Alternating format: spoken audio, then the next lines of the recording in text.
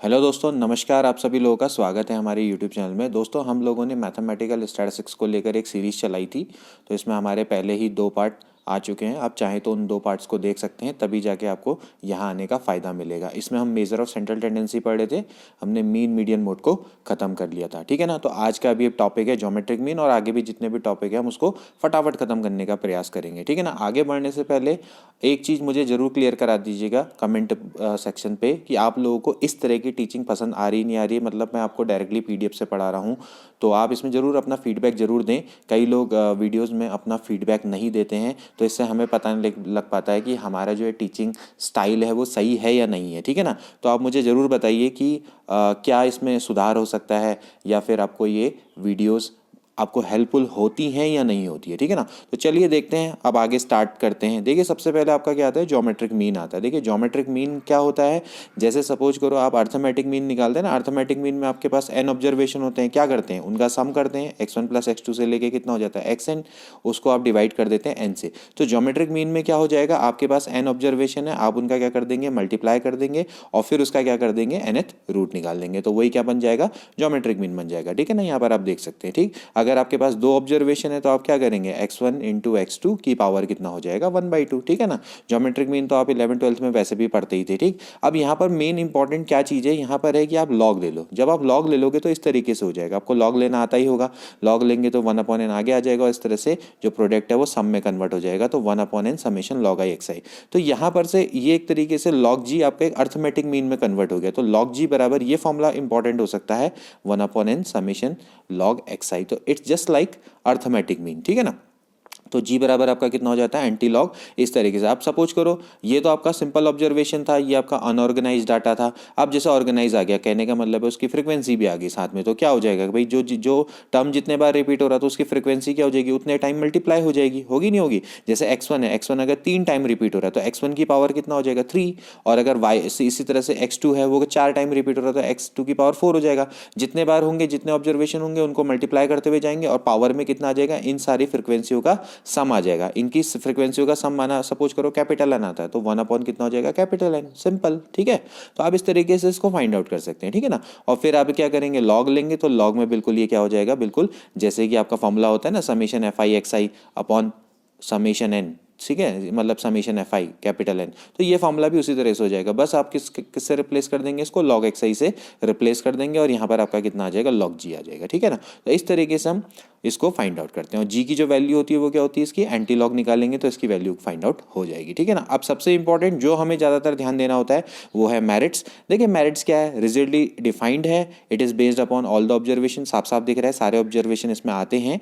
It is also suitable for further mathematical treatment. जैसे कि mean होता था, वैसे ही ज्योमेट्रिक मीन को भी आगे यूज़ कर सकते हो। सपोज करो आपके पास 2 सीरीज़ हैं, अगर आपको उनके ज्योमेट्रिक मीन दिए हुए हैं तो आप क्या कर सकते हो, अगर आप उनका कंबाइंड ज्योमेट्रिक मीन निकालना है तो आप इस फॉर्मूले की मदद से निकाल सकते हो। जैसे कि हमने अर्थमेटिक मीन निकाला था, जैसे एक्स बार बराबर क्या निकाला था, n1 x1 बार है ना, प्लस n2 x2 बार से अपॉन कितना था, n1 + n2। तो इसी तरीके से आप क्या कर सकते हो, यहाँ पर बिल्कुल सेम उसी तरीके से आप इसको निकाल सकते हो। जैसे आपके पास 2 सीरीज हैं, यहाँ पर साफ साफ दिया हुआ है, और आपने क्या किया, इसका ज्योमेट्रिक मीन निकाला। फिर आप इसका क्या कर सकते हो, कंबाइंड ज्योमेट्रिक मीन इसी तरह से आसानी से फाइंड आउट कर सकते हो, ठीक है ना। तो कोई दिक्कत नहीं है, ठीक है ना। अब ठीक हो गया। और क्या चीज़ें हैं, it is not affected much by the fluctuation of sampling. मतलब इसकी मीन के जैसे ही सारी खूबियां हैं जैसे कि अर्थमेटिक मीन की होती हैं। And it gives comparatively more weight to small item, this is more important. ये यहाँ पर सबसे इंपॉर्टेंट इसका फैक्ट है। ये क्या करता है कि जो स्मॉल आइटम्स हैं उनको ज़्यादा वेट देता है, ठीक है ना। जैसे हमने वेटेज मीन पढ़ा था ना, तो वेटेज मीन में हमने क्या पढ़ा था कि भाई जब आप क्या होता है कि जो एक आइटम होते हैं उनकी इंपॉर्टेंस के अनुसार उनको क्या दिए जाते हैं, वेट दिए जाते हैं। तो ये क्या करता है, जो स्मॉल आइटम्स होते हैं उनको ज़्यादा वेट देता है, ठीक है ना। आप इसको ध्यान में रखेंगे। इसके बाद क्या होती है, जो डीमेरिट्स है, डीमेरिट्स तो भाई सीधी बात है, इसकी क्या होगी, सपोज करो, जैसे सपोज कोई x1 x2 से लेके इनमें से बीच में कोई भी अगर 0 हो जाए तो भाई ज्योमेट्रिक मीन क्या हो जाएगा, नॉट डिफाइंड हो जाएगा। आप देख सकते हो इसकी वैल्यू क्या आ जाएगी, 0 आ जाएगी। आप यहाँ पर रख दो, अगर यहाँ पर कोई भी ऑब्जर्वेशन 0 हो गया तो ये नॉट डिफाइंड है। इसी तरह से कोई भी ऑब्जर्वेशन अगर नेगेटिव हो गया तो भी ये क्या हो जाएगा, नॉट डिफाइंड हो जाएगा, ठीक है ना। तो भाई सीधी बात है, ये तो सबसे बड़ी कमी है। और दूसरा, क्योंकि ये इसका एब्स्ट्रैक्ट मैथमेटिकल कैरेक्टर है तो it is not easy to understand and not easy to calculate, ठीक है ना। अब आप देख सकते हो भाई, आपको कौन सा रूट निकालना है, nth रूट निकालना है। जैसे सपोज करो आपके पास 4 ऑब्जर्वेशन भी हो गए, x1 x2 x3 x4 की पावर 1/4, तो कितना मुश्किल है इसको निकालना, ठीक है ना। तो यहाँ पर सीधी बात है, इसका कैलकुलेशन काफ़ी टिपिकल हो जाता है। और इसके अलावा देखो क्या है, if any of the observation is zero geometric mean will become zero, ठीक है ना। Any observation is negative geometric mean क्या हो जाएगा, इमेजनरी हो जाएगा। तो ये चीज़ मैंने आपको पहले ही बता दी, ठीक है ना। अब इंपॉर्टेंट चीज़ क्या याद रखनी है, देखो स्मार्ट स्टडी इसी को कहते हैं। यहाँ पर ध्यान में क्या रखना है कि जो ज्योमेट्रिक मीन है वो कहाँ यूज होता है, it is use to find the rate of population growth and the rate of interest. को याद कर लो, देखो ये क्वेश्चन भी आया हुआ है कितने बार। रेट ऑफ पॉपुलेशन ग्रोथ निकालना है, रेट ऑफ इंटरेस्ट निकालना है, तो वहां पर ज्योमेट्रिक मीन का यूज होता है, ठीक है ना, सबसे इंपॉर्टेंट है। इसके अलावा देखो it is also use in the construction of index number. Index number कितने इंपॉर्टेंट होते हैं, आप पढ़ते हैं ना इंडेक्स नंबर। तो इंडेक्स नंबर में भी जैसे CPI है, ठीक है ना, और इसकी बात करते हैं ना कंज्यूमर WPI हो गया, ठीक है ना। तो ये जो WPI है, CPI है, ठीक है ना, तो ये क्या है आपके, ये सारे के सारे इंडेक्स नंबर है। तो इंडेक्स नंबर को इसको क्या बोलते हैं, WPI को होल मतलब होल प्राइस इंडेक्स, ठीक है, यानी थोक मूल्य सूचकांक, ठीक है ना। और CPI को उपभोक्ता मूल्य सूचकांक। तो ये जो सूचकांक होते हैं सारे के सारे इंडेक्स नंबर होते हैं। तो इनको आप कंस्ट्रक्ट करने में ज्योमेट्रिक मीन का यूज होता है। तो ये काफ़ी इंपॉर्टेंट है और ये डायरेक्टली क्वेश्चन भी आ सकता है, ठीक है ना। अब बाकी चलो ये सब तो बेकार है, इसको रहने दो, इसको हमें देखने की जरूरत नहीं है। अब आप अगला आ जाता है हार्मोनिक मीन, ठीक है ना। आप चाहो तो चलो मैं यहाँ पर कुछ देर के लिए स्क्रीन को मैं रोक लेता हूँ, आप चाहो तो इस क्वेश्चन को उतार लेना, ठीक है ना। क्वेश्चन करने का तरीका यही रहेगा कि मैं स्क्रीन को कुछ देर के लिए फ्रीज कर लूंगा, आप इस क्वेश्चन का स्क्रीनशॉट ले लेना, आप इसको सॉल्व करने का प्रयास करना, इसका लास्ट में आंसर भी देख लेना जो भी इसका आएगा, ठीक है ना। मैं धीरे धीरे स्क्रॉल कर रहा हूँ, आप आसानी से इसको उतार सकते हैं, ठीक है ना। आप इसका स्क्रीनशॉट खींच लीजिए, कोई दिक्कत होगी तो मुझे कमेंट में बता देना, ठीक है। अब इसके बाद आता है हार्मोनिक मीन। हार्मोनिक मीन का मतलब क्या होता है, देखो हार्मोनिक मीन का मतलब क्या होता है कि जब आपके नंबर ऑफ ऑब्जर्वेशन ऐसे होते हैं कि जो उनके रेसिप्रोकल अगर हम ले ले तो वो अर्थमेटिक मीन में है। जैसे सपोज कर हम कहेंगे कि भाई ABC in harmonic mean. ABC harmonic mean का मतलब क्या है कि जब इनका रेसिप्रोकल क्या होंगे, अर्थमेटिक मीन में होंगे, ठीक है ना। अर्थमेटिक मीन का मतलब क्या होता है भाई, क्या होगा, यानी इसका ट्वाइस, यानी twice of 1/B is equals to क्या होगा, 1/A प्लस 1/C। यही तो होता है अर्थमेटिक मीन का मतलब, ठीक है ना। जो बीच का जो, या हम कह सकते हैं कि 1/B बराबर 1/A प्लस 1/C/2, इस तरीके से होता है ना। तो करना क्या है, कुछ नहीं करना है। जैसे आपके पास n ऑब्जर्वेशन है, माना सपोज करो x1 x2 से लेकर आपके पास कितने ऑब्जर्वेशन है, n ऑब्जर्वेशन है। तो आपने क्या कर देना है, इनका रेसिप्रोकल कर देना है, ठीक है ना। अब इनका रेसिप्रोकल का आपने क्या निकालना, अर्थमेटिक मीन निकालेंगे। तो उनके अर्थमेटिक मीन को का भी जो रेसिप्रोकल होगा वही क्या होगा, हार्मोनिक मीन होगा, ठीक है ना। तो harmonic mean is equals to क्या हो जाएगा बताओ, बहुत सिंपल है। हार्मोनिक मीन बराबर क्या हो जाएगा बताओ, रेसिप्रोकल ऑफ, जैसे आप सपोज करो आप उल्टा करेंगे, arithmetic mean of reciprocal of given observation, ये ठीक है ना। आप पहले क्या करो, reciprocal of arithmetic mean of reciprocal of given observation, यानी कि आपने पास जितने भी ऑब्जर्वेशन है आप उनका रेसिप्रोकल करो, उसका अर्थमेटिक मीन निकालो और फिर उसका भी रेसिप्रोकल कर दो, तो क्या मिल जाएगा, हार्मोनिक मीन मिल जाएगा, ठीक है ना। अब इसकी मेरिट्स भी देख लेते हैं फटाफट।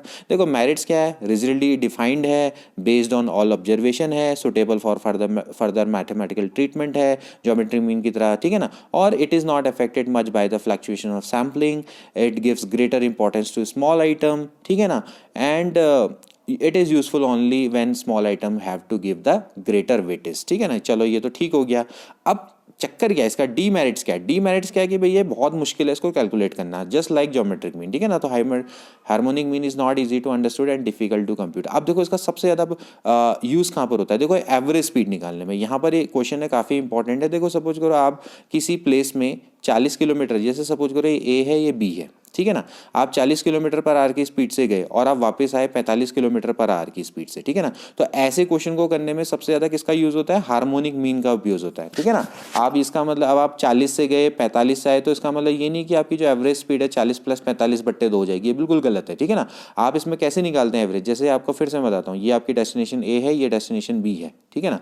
तो आप अगर यहाँ पर x स्पीड से गए और यहाँ से y स्पीड से आए, तो आपका एवरेज स्पीड क्या होगी, एवरेज स्पीड क्या होती है दोस्तों, ये होती है total distance upon total time. ध्यान में रखना, total distance upon total time.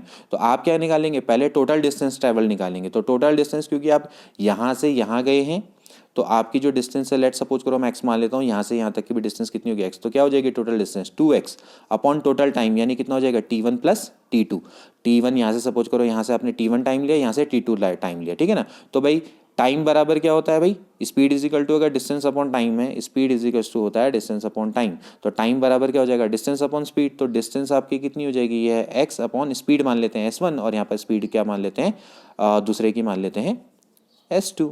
तो देखो x से x कट जाएगा तो क्या हो जाएगा, 2/1/S1 प्लस 1/S2। क्या है ये, किसका फॉर्मूला है, ये बिल्कुल हार्मोनिक मीन का फॉर्मूला है, ठीक है ना। तो हार्मोनिक मीन यहाँ पर यूज हो जाता है। तो देखो एवरेज स्पीड निकालने के लिए क्या है, देखो इस तरीके का फॉर्मूला है, ठीक है ना।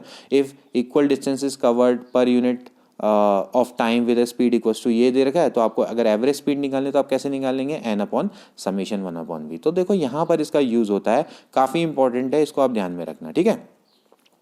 इसके बाद वेटेड हार्मोनिक मीन। अब वेटेड में क्या होगा भाई, सीधी बात है, आप उसको वेट से मल्टीप्लाई कर दोगे, ठीक है ना। तो एवरेज स्पीड कैसे निकल जाएगी, (s इंटू (s/v). तो ठीक है, इसको ज़्यादा हमें करने की आवश्यकता नहीं है, ठीक। तो आई होप कि आपको अच्छे से समझ में आ गया होगा, ठीक है ना। बाकी इसमें जो जितनी भी आपके जो हमने मीन है, mean median mode, arithmetic mean, geometric mean और इसके अलावा हार्मोनिक मीन, इनके बारे में हम अभी तक हमने अच्छे से डिस्कस कर लिया है। तो देखो दोस्तों, अब देखो कि अभी तक हमने डिस्कस किया था, मैंने अभी आपको लास्ट टाइम बताया था कुछ पार्टीशन वैल्यू के बारे में बताया था। देखो पार्टीशन वैल्यू का मतलब क्या होता है, जो कोई भी सीरीज को क्या करती है, इक्वल पार्ट्स में डिवाइड कर देती है। जैसे कि पार्टीशन वैल्यू क्या क्या है, सबसे पहले क्या है, मीडियन है। मैंने क्या बोला था, मीडियन क्या करता है, सीरीज को 2 इक्वल पार्ट में डिवाइड कर देता है। इसके अलावा क्या होते हैं, जैसे क्वार्टाइल्स होते हैं, क्वार्टाइल्स क्या करते हैं, सीरीज को आपके 4 इक्वल पार्ट में डिवाइड करते हैं। देखो कैसे होंगे, ये कितना हो गया, 1 2 3, अच्छा एक और करो, ये हो गया 4, ठीक। तो इस तरीके से, तो ये क्या होगा, क्वार्टाइल Q1 Q2 और ये हो जाएगा Q3। अब आप देखो जो Q2 है, ये Q2 क्या है, एक तरीके से मिडिल वाला पार्ट है। जो Q2 होता है वही क्या होता है, मीडियन होता है। यानी सेकंड क्वार्टाइल आपका क्या होता है, मीडियन होता है। इसको ध्यान में रखेंगे, ठीक है ना।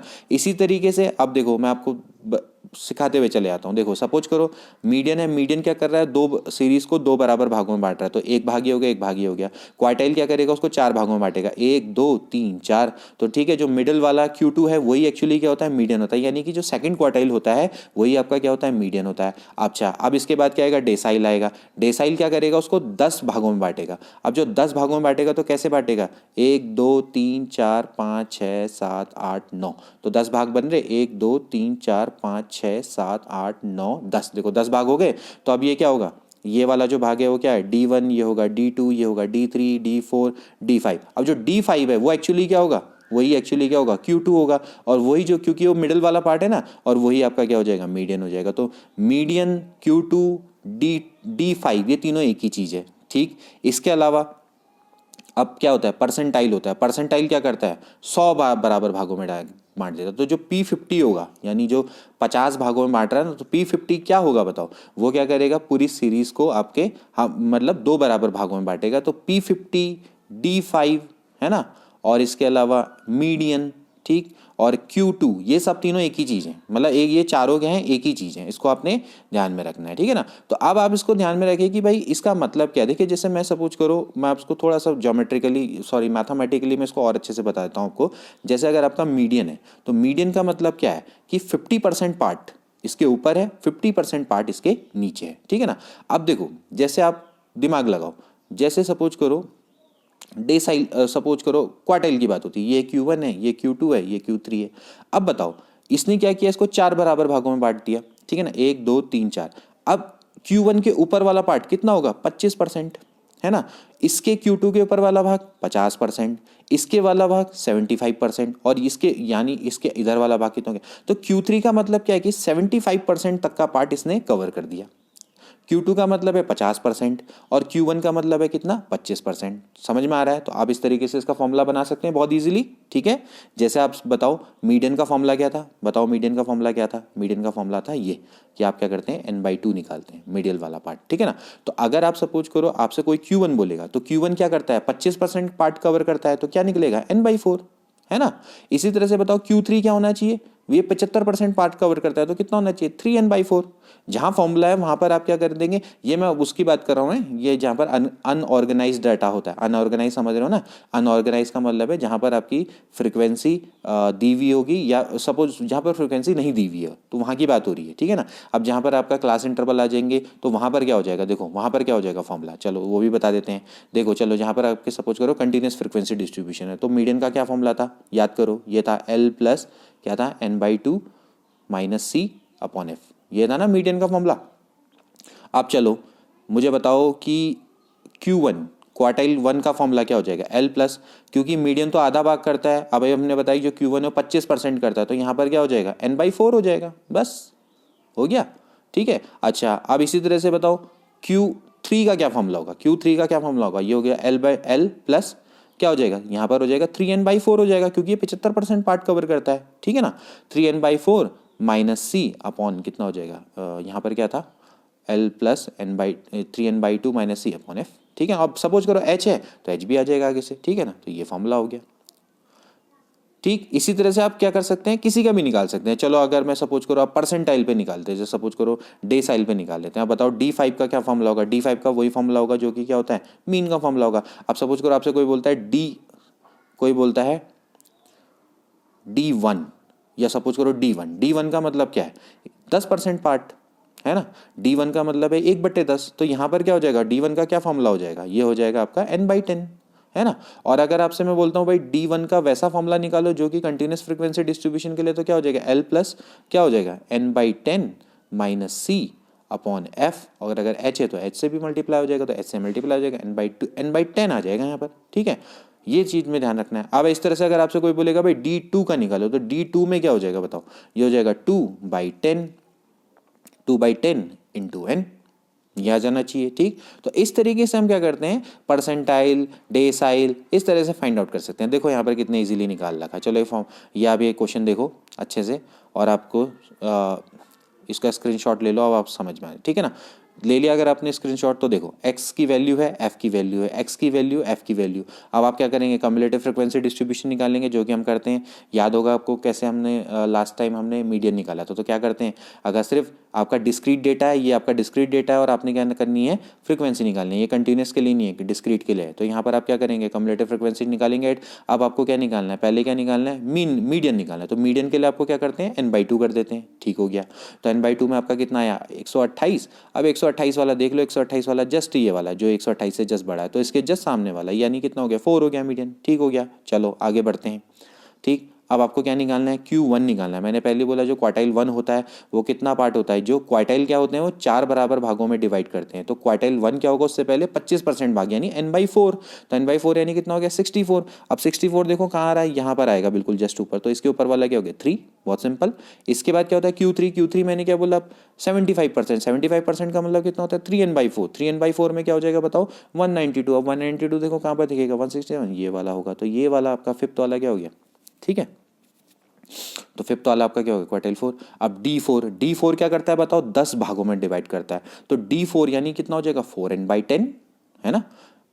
10वां पार्ट निकालना है, मतलब पहले तो आप 1/10 निकालो, जो D4 होगा तो 4 से मल्टीप्लाई हो जाएगा। अब इसकी वैल्यू निकालो, 102.4 आ रही, कुछ ऐसी ही करके आ रही है, तो 102.4 आ रही, तो आप बताओ ये 102.4 कहाँ पर होगा, 167 पे, यानी 4 हो गया, ठीक है ना। तो इस तरीके से आप इसको निकाल सकते हो। अभी देखो P27, अब परसेंटाइल क्या करता है, 100 भागों में डिवाइड करता है, 100 भागों में डिवाइड करता है, तो आपके P27 क्या हो जाएगा, 27/100 हो जाएगा इंटू एन, ठीक है ना।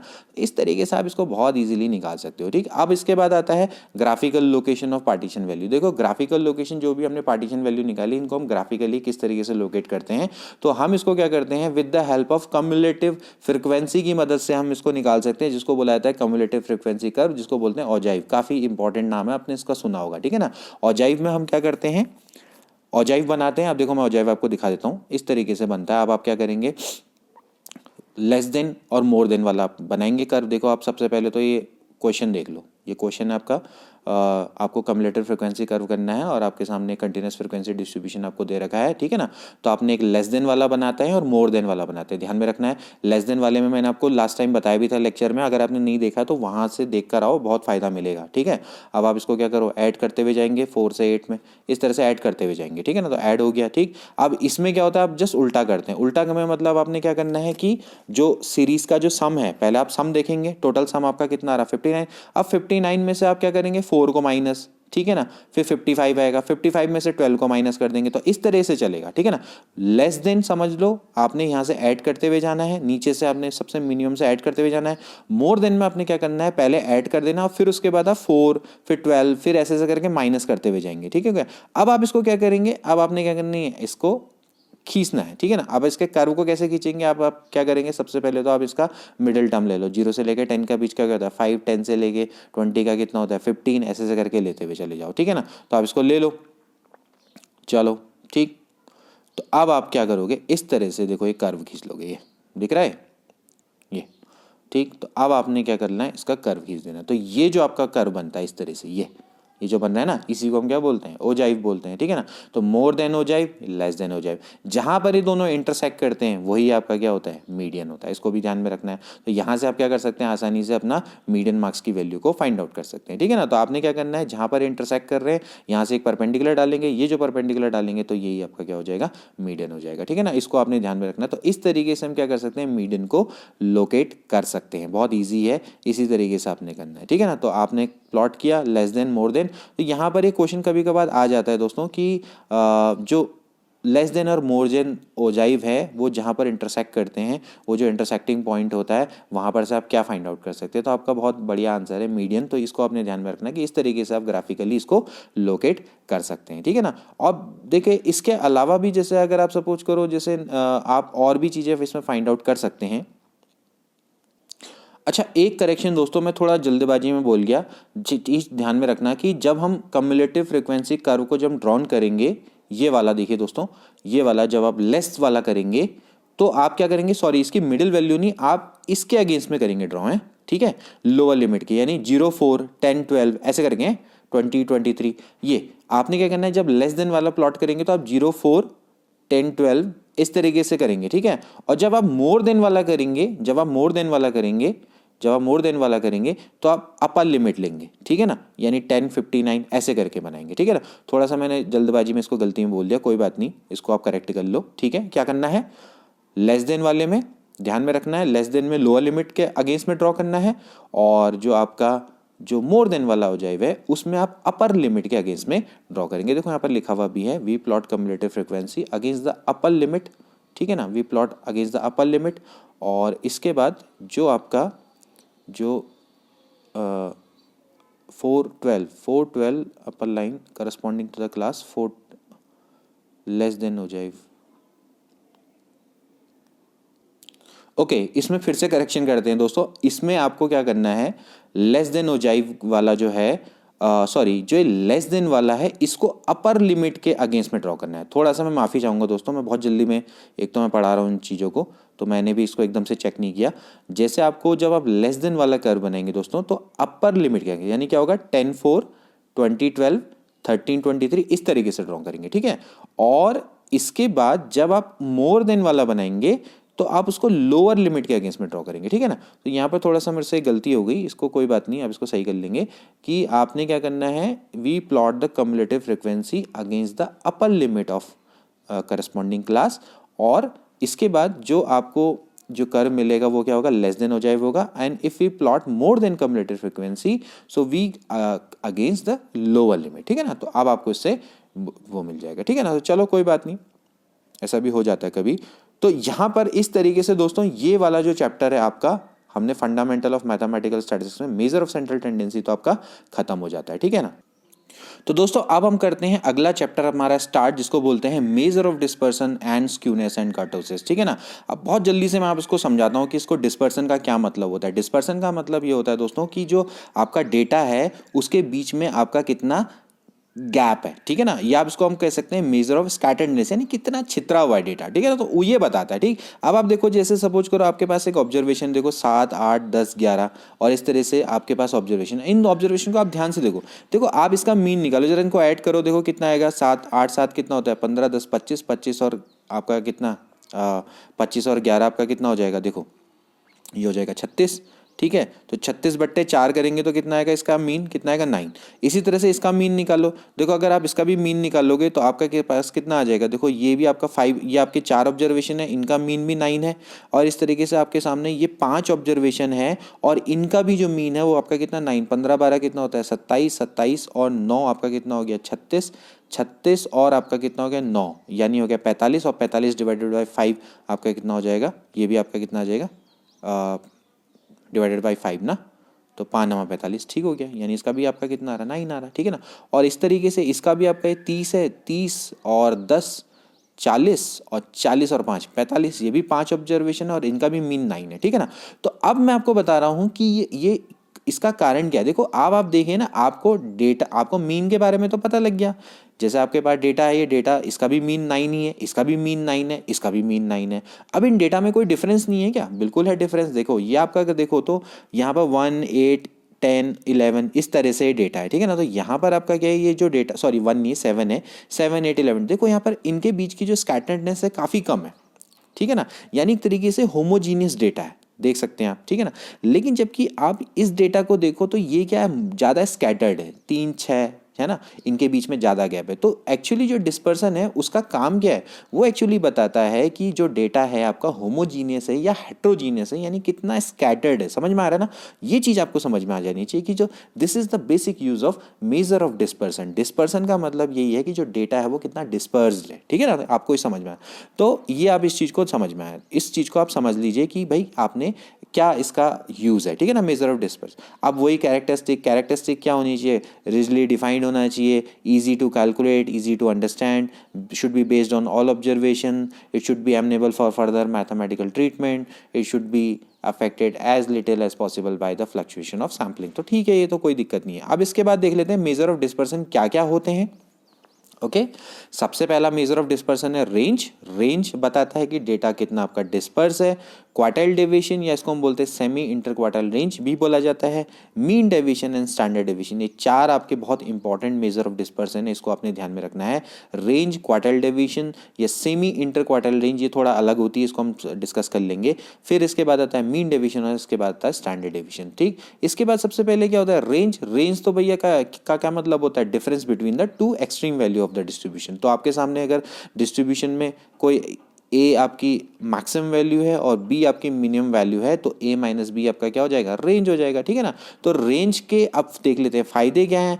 It is a simplest but the crude major of dispersion since it is based on the two extreme observation, ठीक है ना। तो ये सबसे आपका क्या होता है कि भाई इट सब्जेक्टेड टू, लेकिन इसकी सबसे बड़ी क्या आपकी क्या होती है, फ्लक्चुएशन इसमें हो सकता है। It is not at all a reliable major of dispersion, ठीक है ना। तो सबसे सिंपलेस्ट है, लेकिन क्या है, क्योंकि ये ऑल ऑब्जर्वेशन पे तो बेस्ड है नहीं। अब आप देखो ना यहाँ पर क्या क्या चाहिए गाइडल के लिए, रिजली डिफाइंड होना चाहिए, easy to calculate, easy to understand, बस एक इसी खूबी को पूरा करता है, बस ये easy to understand and easy to calculate. All observation पे बेस नहीं, इसको आप आगे यूज़ नहीं कर सकते, ठीक है ना। फ्लक्चुएशन ऑफ सैम्पलिंग में काफ़ी ये चेंज हो सकता है, ठीक है ना। तो ये सब चीज़ें इसके बिल्कुल अगेंस्ट में जाती है। तो रेंज से आपको बस एक डेटा का कि आप मैक्सिमम मिनिमम पॉइंट के बीच का डिफरेंस निकाल के बस थोड़ा सा आपको आइडिया सा मिल जाएगा, बाकी इसका कोई फायदा नहीं है, ठीक है। इसके बाद आता है क्वार्टाइल डेविएशन। क्वार्टाइल डेविएशन आप इसको सेमी इंटर क्वार्टाइल रेंज भी बोल सकते हैं। तो ये एक्चुअली जो इसकी वैल्यू होती है क्यू इज इक्वल टू होता है हाफ Q3 माइनस Q1। अब Q3 और Q1 इसके बारे में हम अभी डिस्कस कर चुके हैं। Q3 आपका क्या होता है, क्वार्टाइल्स के बारे में हमने पढ़ा था, थर्ड क्वार्टाइल, और Q1 फर्स्ट क्वार्टाइल, अभी इसके फॉर्मूले भी बताए थे। तो क्वार्टाइल डेविएशन के बारे में हमने पढ़ा था। क्वार्टाइल क्या करता है, अभी हमने बताया था, सीरीज को 4 बराबर भागों में बांटता है। 3 क्वार्टाइल होते हैं, Q1 Q2 Q3। Q2 आपका क्या होता है, मीडियन होता है, Q1 और Q3। तो Q3 माइनस Q1/2, इसको हम क्या बोलते हैं, सेमी इंटर क्वार्टाइल रेंज बोला जाता है, ठीक है ना। तो आप उसको ध्यान में रखना है, ठीक। तो ओके अब इसके देखो फायदा क्या है। Quartile deviation defined definitely better than the measure, हम कह सकते हैं रेंज से थोड़ा सा बेटर है, क्योंकि ये क्या करता है 50% ऑफ डेटा का यूज कर लेता है, ठीक है ना। But it ignore 50% of the data, so it can not be regarded as a reliable measure. अब देखो रेंज है, रेंज तो खाली 2 ऑब्जर्वेशन ले रहा था, लेकिन ये कम से कम 50% ऑब्जर्वेशन तो यूज़ करता है। जितने बार आपके पास जो डेटा है उसमें 50% ऑब्जर्वेशन को यूज़ कर लेता है, लेकिन ये फिर भी उतना रिलायबल मेजर नहीं है। रेंज से बेटर है लेकिन उतना अच्छा नहीं है। अब इसके बाद सबसे इंपॉर्टेंट ये है मीन डेविएशन, ठीक है ना, जो कि आपका डेविएशन पर बेस्ड है। तो ये इंपॉर्टेंट है, क्योंकि अब ये क्या है कि आपके जितने भी ऑब्जर्वेशन है उन पर बेस्ड रहेगा, तो यहां पर कहीं ना कहीं इसका थोड़ा सा इंपॉर्टेंस बन जाती है, ठीक है। तो मीन डेविएशन आपका क्या होता है, मीन डेविएशन का मतलब ये है कि आप, यानी देखो जनरली आपका क्या होता है कि जैसे मीन डेविएशन होता है कि आपका जितने हमारे मेजर हैं, मेजर कौन कौन से होते हैं दोस्तों? एक होता है मीन, मीडियन, मोड। तो उनसे आपने जितना भी डेविएशन है उसका आपने क्या ले लेना है? मॉड्यूलस ले लेना है, ठीक है ना। डेटा का आपने क्या लेना है? मॉड्यूलस लेना है, और आप उससे क्या कर देंगे? डिवाइड कर देंगे। क्योंकि अगर आप मॉड्यूलस नहीं लेंगे तो इसकी वैल्यू क्या होती है भाई? अगर आप उसका सम करेंगे उसकी वैल्यू क्या होती है? जीरो होती है। अभी हमने पिछले बार पढ़ा था summation x i minus x बार क्या होता है? जीरो होता है। लेकिन यहाँ पर आपने क्या करना है? जितना भी डेटा है आप नेगेटिव पार्ट को क्या कर देंगे? पॉजिटिव कर देंगे, और उसका समेशन लेके 1/n कर देंगे, उसका एवरेज निकाल देंगे। तो यही क्या कहलाता है? मीन डेविएशन कहलाता है, ठीक है ना। ध्यान में रखना है। आप यहाँ पर क्या करते हैं? नेगेटिव साइन को इग्नोर कर देते हैं, या फिर उसको आप क्या कर देते हैं? पॉजिटिव कर देते हैं, ठीक है ना। अब इसके अंदर भी बहुत सारी कमियां हैं, लेकिन फिर भी हम कह सकते हैं ये एक तरीके से काफ़ी इम्पॉर्टेंट है rather than range and quartile deviation, ठीक है ना। इसमें सबसे बड़ी इसकी कमी क्या है कि जो नेगेटिव साइन को इग्नोर कर देता है वही इसको आर्टिफिशियल बना देता है, ठीक है ना। और इससे ये एक तरीके से रेंडर्ड हो जाता है फर्दर मैथमेटिकल ट्रीटमेंट के। इसका मतलब है इसको हम आगे यूज नहीं कर पाते हैं कई जगह पे, तो ये है, ठीक है ना। इसमें एक चीज और है जो कि काफी एग्जाम में पूछी जाती है, यहाँ पे मेंशन नहीं है। Mean deviation is minimum when it is taken about. अब देखो, अभी हमने पढ़ा था इससे पहले कि भाई जो स्टैंडर्ड डेविएशन या रूट स्क्वायर मीन डेविएशन है, it is minimum when it is taken about x bar. बताया था ना, summation f i minus x bar का स्क्वायर, ये मिनिमम होता है। एक ही जगह पे एक्स बार आया था। तो ये आपका किस पे होता है? ये होता है मीडियन पे। इसको ध्यान में रखना। मीन डेविएशन क्या होता है? मीडियन पर। ये क्वेश्चन आता है कई बार, ठीक है ना। तो अभी इसको कोई बात नहीं, अभी आगे भी आएगा तो इसको भी हम आगे पढ़ेंगे। अब आ गया देखो दोस्तों सबसे इंपॉर्टेंट, जिसको हम बोलते हैं स्टैंडर्ड डेविएशन या फिर रूट मीन स्क्वायर डेविएशन। तो पहले स्टैंडर्ड डेविएशन देख लेते हैं, फिर रूट मीन स्क्वायर डेविएशन, ठीक है ना। स्टैंडर्ड डेविएशन एक्चुअली क्या होता है आपका? जो ये होता है अर्थमेटिक मीन। जैसा आपने क्या किया, जितने भी ऑब्जर्वेशन है आपने उसका क्या किया? एक्स बार से डेविएशन निकाल के उनका स्क्वायर किया, और उसका फिर अर्थमेटिक मीन निकाल के अंडर रूट कर दिया। तो वही आपका क्या है दोस्तों? स्टैंडर्ड डेविएशन है, ठीक है ना। आपने इसके बारे में पढ़ा भी होगा। अब ये आपका कौन सा है? ये तो मैं सिंपल वाला बता रहा हूँ, ये आपका ऑर्गेनाइज के लिए। तो ऑर्गेनाइज में क्या हो जाएगा? F i x i minus x bar का होल स्क्वायर, ठीक है ना। तो ये चीज़ है आपका स्टैंडर्ड डेविएशन, ठीक है ना। Standard deviation sigma is equal to क्या होता है? 1/√fi(xi माइनस एक्स बार का होल स्क्वायर, ठीक। अब ये इस तरीके से आप इसको समझ गए होंगे, ठीक। तो अब इसके फायदे क्या क्या हैं देखिए, अब इसको देख लेते हैं। Standard deviation satisfy almost all the properties laid down for the ideal measure of dispersion. देखो काफी इंपॉर्टेंट है।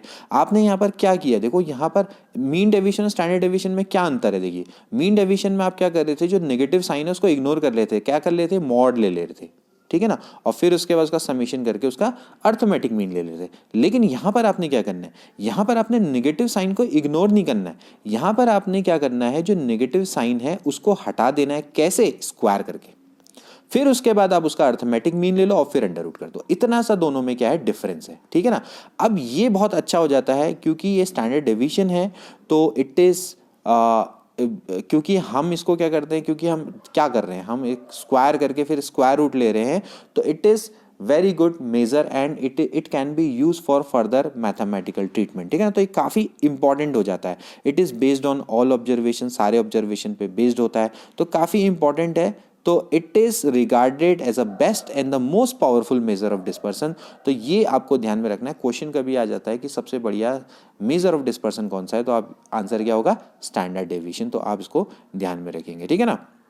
Square of a standard deviation, standard deviation का अगर हम स्क्वायर कर दे तो उसको क्या बोलते हैं? वेरिएंस बोलते हैं। तो वेरिएंस भी काफी इंपॉर्टेंट है, इसको हम ध्यान में रखना, ठीक है ना। तो इसको sigma square is equal to क्या होता है? 1/n summation f i minus x bar का होल स्क्वायर। अब रूट मीन स्क्वायर डेविएशन क्या है? देखो रूट मीन स्क्वायर, देखो एस बराबर क्या होता है? स्टैंडर्ड डेविएशन की तरह ही होता है, लेकिन यहाँ पर आप क्या करेंगे? आप मीन को नहीं लेंगे, आप अपने मन से क्या लेंगे? एज्यूम मीन को लेंगे, ठीक है। अब ध्यान में रहेगा, यहां पर क्या था? X i minus x bar का स्क्वायर आता ना। तो जब ए बराबर एक्स बार हो जाए तो जो रूट मीन स्क्वायर डेविएशन है वो क्या बन जाएगा? सिग्मा बन जाएगा, ठीक है। इसको ध्यान में रखेंगे। तो लेकिन रूट, अब देखो रूट मीन स्क्वायर जो डेविएशन है वो उतना अच्छा नहीं है जितना कि आपका स्टैंडर्ड डेविएशन है। स्टैंडर्ड डेविएशन में ये होता है कि जो a माइनस एक्स बार है वो आपका क्या हो जाता है, या एक्स बार माइनस है वो क्या हो जाता है, जीरो हो जाता है, ठीक है ना। तो इसको मैं आगे यहाँ पर इन्होंने देखो डिफाइन किया होगा, देखो relation between sigma and S दिखाया इन्होंने, तो इस तरह से इन्होंने सॉल्व किया है। ये सब चीज़ें रहने दो, आप बस ये रिलेशन देखो कि भाई जो एस स्क्वायर होता है वो होता है sigma square plus D square. ये फॉर्मूला बहुत इंपॉर्टेंट है, आप इसको ध्यान में रखेंगे। एस स्क्वायर बराबर क्या होता है, sigma square plus D square. D क्या होता है, जो मैंने बोला क्या होता है, डेविएशन। डेविएशन क्या हो जाएगा, एक्स आई माइनस ए। कहने का मतलब है कि आपका कितना डेविएशन है, सॉरी एक्स बार माइनस ए कितना डेविएशन है। जब एक्स बार बराबर ए हो जाएगा तो डी जीरो हो जाएगा, तो उस केस में सिग्मा और एस स्क्वायर क्या होगा, अपने आप ही बराबर हो जाएगा। तो वी कैन सी दैट कि एक्चुअली जो एस है वो हमेशा क्या होता है, सिग्मा से बड़ा होता है। देख सकते हैं आप, ठीक है ना। सिग्मा की वैल्यू, क्योंकि आप बताओ जो स्क्वायर है, स्क्वायर की मिनिमम वैल्यू क्या हो सकती है, नेगेटिव हो सकती है। तो जब ये जीरो होगा तो तभी दोनों क्या होंगे, बराबर होंगे। तो भाई सीधी बात है भाई, जो यहाँ से साफ दिख रहा है कि भाई एक्स बार बराबर अगर ए हो जाएगा तो तभी जाके सिग्मा आएगा। तो एक्चुअली हमने यही तो लास्ट टाइम प्रूफ किया था ना। लास्ट टाइम हमने क्या प्रूफ किया था कि जब जो ए है, ए की वैल्यू जब एक्स बार हो जाती है तो जेड क्या हो जाता है, मिनिमम हो जाता है। और वो जो मिनिमम है अगर हम उसका मीन ले लें तो वो, और उसका स्क्वायर रूट ले लें तो वही क्या बन जाता है, स्टैंडर्ड डेविएशन बन जाता है, ठीक है ना। तो स्टैंडर्ड डेविएशन हमने अभी पढ़ा था लास्ट टाइम पे। तो ये चीज़ को समझिए कि जो रूट मीन स्क्वायर डेविएशन है उसकी वैल्यू हमेशा स्टैंडर्ड डेविएशन से बड़ी होती है, अनलेस कि भाई जो एक्स बार है वो एज्यूम मीन के बराबर हो जाए। तो उस केस में root mean square deviation standard deviation के बराबर हो जाएगा, ठीक है ना। तो ये चीज़ को आपने ध्यान में रखना है कि भाई हल्का हल्का सा डिफरेंस है, ठीक है ना। तो यहाँ पर लिख भी रखा है देखो कि जो एस स्क्वायर की जो मिनिमम वैल्यू होती है स्टैंडर्ड डेविएशन के बराबर होती है, ठीक है ना। चलो ये हो गया, ठीक। अब इसके बाद इसको कैलकुलेट करने का ये सब रहने दो। देखो यहाँ पर कुछ इंपॉर्टेंट चीज़ है, देखो एक मैं आपको ये बता देता हूँ, ये इंपॉर्टेंट फार्मूला। देखो होता है क्या है कि जो सिग्मा स्क्वायर बराबर होता है 1/n summation x i minus x बार, ठीक, का होल स्क्वायर। तो कभी कभार क्या होता है, इसको कैलकुलेट करना बहुत मुश्किल हो जाता है। तो बस आप ये फॉर्मूला याद करो, 1/n समेशन एक्स आई का स्क्वायर माइनस एक्स बार का होल स्क्वायर। ये कभी कभार हम इसकी मदद से भी इसको डायरेक्टली कैलकुलेट कर सकते हैं, तो बहुत इजी हो जाता है। तो वही चीज़ है, sigma square is equals to 1/n summation x i square minus x bar का होल स्क्वायर, ठीक है ना। इससे ईजी हो जाता है। तो ये फॉर्मूला आप ध्यान में रखना है, स्क्रीनशॉट खींच लेना, देख रहे होंगे आप यहाँ पर इस फॉर्मूले को ध्यान में रखना, इससे मतलब ईजी हो जाता है कैलकुलेट करना, ठीक है। चलो अब कभी कभार फिर वही चीज़ है कि भाई कभी जब डेटा होता है बहुत टफ होता है कैलकुलेट करना, तो हम ए मान लेते हैं। तो जब ए मान लेंगे तो वहाँ पर आपका क्या हो जाएगा, एज्यूम मीन वाली मेथड आ जाएगी। तो उस केस में क्या हो जाएगा, उस केस में हम क्या करते हैं, एक सेकेंड, एक चीज़ और है जो मैं काफ़ी समय से बताना चाह रहा था, जो कि मेरे आंखों से भी निकल गई थी। अब इतनी सारी चीज़ें जब हम बताते हैं तो काफ़ी चीज़ें छूट जाती हैं। देखिए दोस्तों, एक चीज़ होती है independent of origin and scale. ये आपने बहुत बार नाम सुना होगा। क्या मतलब होता है इसका, ओरिजिन और स्केल्स का? कहने का मतलब ये होता है कि जैसे आपके सामने फॉर्मूला है, फॉर्मूला क्या है, माना सपोज करो 1/n summation x i minus x bar का होल स्क्वायर है, ठीक है, और ए बराबर ये सिग्मा स्क्वायर बराबर है, ठीक है ना। आपने क्या किया है कि भाई सपोज करो मैं इसको इंडिपेंडेंट ऑफ ओरिजिन का मतलब है कि मैंने डेविएशन ले लिया, डेविएशन इस तरह से ले लिया मैंने, एक्स आई माइनस ए ले लिया। कहने का मतलब ये है कि मैंने इसको चेंज कर दिया, ठीक है ना। तो इसका मतलब ये है कि मैंने जो ओरिजिन है वो ए टाइम शिफ्ट कर दिया, ठीक है। कभी कभार ये यूज़ होता है, क्यों यूज़ होता है कि भाई कभी कभार बहुत मुश्किल हो जाता है स्टैंडर्ड डेविएशन निकालना। तो हम क्या करते हैं, एक्स कभी कभार ऑब्जर्वेशन की वैल्यू काफ़ी बड़ी दी हुई होती है, तो हम क्या करते हैं उसको डेविएशन से क्या कर देते हैं, चेंज कर देते हैं। तो अगर आप डेविएशन को चेंज करोगे तो भी इसके फॉर्मूले में कोई फर्क नहीं पड़ेगा, इसकी वैल्यू आपकी वही रहेगी। ये आपको बताने का तरीका है, ठीक है ना। ये मैं आपको बताना चाह रहा हूँ कि अगर आप सपोज करो डेविएशन को अगर आप चेंज, मतलब अगर आप ओरिजिन को चेंज भी कर दोगे तो भी आपके जो स्टैंडर्ड डेविएशन है उस पर कोई फर्क नहीं होगा, उसका फॉर्मूला एज इट इज़ रहेगा। तो आपको मतलब कहने का मतलब है it is independent of origin, ठीक है ना। It is independent of change in origin. Origin को अगर आप चेंज कर देंगे तो भी इसकी जो वैल्यू है वही निकल के आएगी जो आती है। देखो यहाँ पर साफ साफ है, इसका फॉर्मूला क्या आ रहा है। देखो अगर फॉर्मूला था सिग्मा स्क्वायर बराबर क्या था, देखो मैं आपको बताता हूँ, ये था 1/n summation x i square minus 1/n summation, या फिर चलो एक्स बार लिख लेते हैं, एक्स बार का होल स्क्वायर, ये था ना, ठीक। तो अब आपने क्या किया, x को आपने क्या कर दिया, d यानी रिप्लेस कर दिया, xi माइनस a से रिप्लेस कर दिया। तो फॉर्मूला क्या हो जाएगा, फॉर्मूला क्या हो जाएगा, बस यहाँ पर क्या रख दो, d रख दो, बस 1/n summation di minus d बार का होल स्क्वायर, बस ऐसा करना है। ठीक, कहने का मतलब है कि इसको कोई फर्क नहीं पड़ता अगर आप इसका ओरिजिन चेंज कर दे। ओरिजिन का मतलब ही ये होता है कि जब आपका डिफरेंस है यानी आप उसको शिफ्ट कर देते हैं, ठीक है ना। अब एक होता है स्केल, स्केल में आप क्या करेंगे, मल्टीप्लाई या डिवाइड करेंगे। देखो यहाँ पर है, जैसे आपने क्या कर दिया, x i minus A upon H कर दिया या इंटू एच कर दिया, कुछ भी कर सकते हो, इसको बोलते हैं स्केल में चेंज कर दिया। एक तो ओरिजिन शिफ्टिंग होती है स्केल, लेकिन जहां पर अगर आपका स्केल है तो स्केल पर ही डिपेंड कर जाता है कि जब आप स्केल करेंगे तो आपका देखो मल्टीप्लाई आ गया। देखो जैसे सिग्मा एक्स स्क्वायर की वैल्यू है, अगर जब आपने सिग्मा डी स्क्वायर की वैल्यू है, देखो यहां पर क्या हो रहा था, मैं आपको फिर से बताता हूं, सिग्मा एक्स स्क्वायर और सिग्मा डी स्क्वायर दोनों की वैल्यू सेम आ रही थी ना, आपने सिर्फ डी से चेंज कर दिया था। कहने का मतलब है कि आपने एक्स आई माइनस ए बराबर आपने डी रख दिया तो कोई बात नहीं, आप sigma x square sigma D square दोनों की वैल्यू सेम आई थी। लेकिन अगर आप इसकी जगह पर आप क्या करोगे कि एक्स आई माइनस ए आपने स्केल तो चेंज, सॉरी ओरिजिन तो चेंज किया ही, साथ में स्केल भी चेंज कर दिया, तो उस केस में आपका क्या हो जाएगा, देखो ये आपका लास्ट में रिजल्ट निकल के आएगा कि जो सिग्मा एक्स स्क्वायर है वो H square sigma D square के बराबर आ जाएगा, यानी कि it is not independent of scale. So standard deviation is independent of origin but not of scale. ये क्वेश्चन भी पूछा जा सकता है डायरेक्टली, ठीक है ना।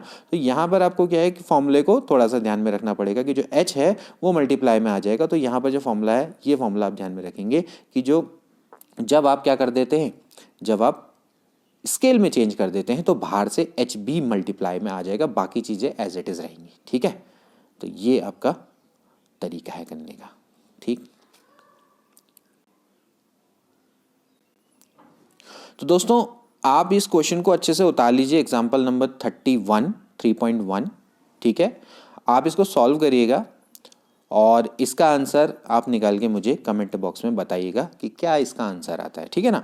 तो आई होप ये टॉपिक आपको बहुत अच्छे से समझ में आया होगा, और ये मेथड आपको कैसी लग रही है मुझे ज़रूर बताइएगा, क्योंकि मैंने भी कभी भी इस तरीके से पढ़ाया नहीं है और मुझे इस तरीके से पढ़ाने की वैसे आदत तो नहीं है, लेकिन क्योंकि एग्ज़ाम काफ़ी नज़दीक है तो मैं नहीं चाह रहा हूँ कि आपको मैं ज़्यादा समय, क्योंकि बोर्ड में क्या होता है कि बहुत समय हम चीज़ें नहीं बता पाते और लिखनी पड़ती है, तो हम इतना ज़्यादा चीज़ें कवर नहीं कर सकते, ठीक है ना। तो इससे आपको क्या होगा, स्मार्टली मैं आपको कई चीज़ें बताता चले जाऊँगा, जो जो इंपॉर्टेंट टॉपिक्स होंगे उसको आपको बहुत फ़ायदा मिलेगा, ठीक है। तो करिए इस क्वेश्चन को सॉल्व और मुझे बताइएगा कि क्या इसका आंसर आया और आपको कितना समझ में आया, ये भी मुझे पता चल जाएगा। तो फीडबैक अपना ज़रूर दे, आपके फीडबैक बहुत मूल्यवान होते हैं। मिलते हैं अगली वीडियो में।